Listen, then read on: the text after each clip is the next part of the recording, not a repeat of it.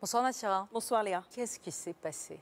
Bien, pour le comprendre, il faut revenir un petit peu en arrière, et notamment en 2009. 2009, c'est l'année où la SNCF lance un appel d'offres auprès de plusieurs entreprises pour l'achat de 340 trains. Et c'est Alstom, une entreprise française, et Bombardier, une entreprise canadienne, qui remportent donc cet appel d'offres. Cet appel d'offres, il concerne la construction de 340 nouveaux trains, et surtout avec une norme qu'on appelle STI PMR. C'est une norme qui permet l'accessibilité à ces nouveaux trains pour les personnes à mobilité réduite. Ces trains, ils ont un coût, évidemment, 1,7 milliard d'euros. Jusqu'ici, rien d'anormal. Le problème en France, c'est qu'il y a plusieurs acteurs qui gèrent le ferroviaire. Il y a d'un côté la SNCF qui passe les commandes auprès des constructeurs et qui est d'ailleurs propriétaire des trains.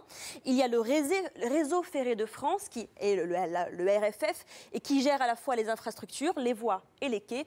Et puis il y a aussi les régions qui achètent donc ces trains régionaux. Eh bien, ce qui s'est passé dans cette affaire, c'est qu'il n'y a eu aucune communication entre ces trois acteurs, de telle sorte que la SNCF a livré ces trains aux régions, des trains qui n'étaient pas adaptés à 1300 quais sur les 9000 que comptent les réseaux. Et du coup, il a fallu faire des travaux qui sont estimés à 50 millions d'euros au minimum. RFF dit qu'elle va financer ces travaux dans sa totalité. Le problème, c'est que Réseau Ferré de France est financé à la fois par la SNCF et par l'État, et donc par le contribuable. Alors voilà pourquoi le gouvernement répète depuis hier soir qu'il faut réformer le réseau ferroviaire pour éviter ce genre d'erreur. Absolument, le gouvernement qui mise forcément sur cette nouvelle réforme ferroviaire. Pourquoi ?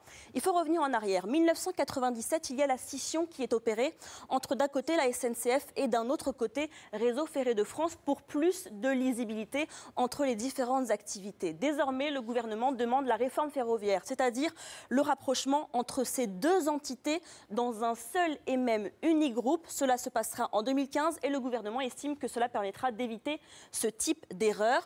La réforme sera débattue à l'Assemblée nationale le 16 juin et les régions veulent être complètement associées à cette réforme. Des régions qui financent l'achat de ces trains régionaux mais qui demandent aujourd'hui à en être complètement propriétaires. Nassira El Moadem, c'était le Focus Eco. Merci à vous.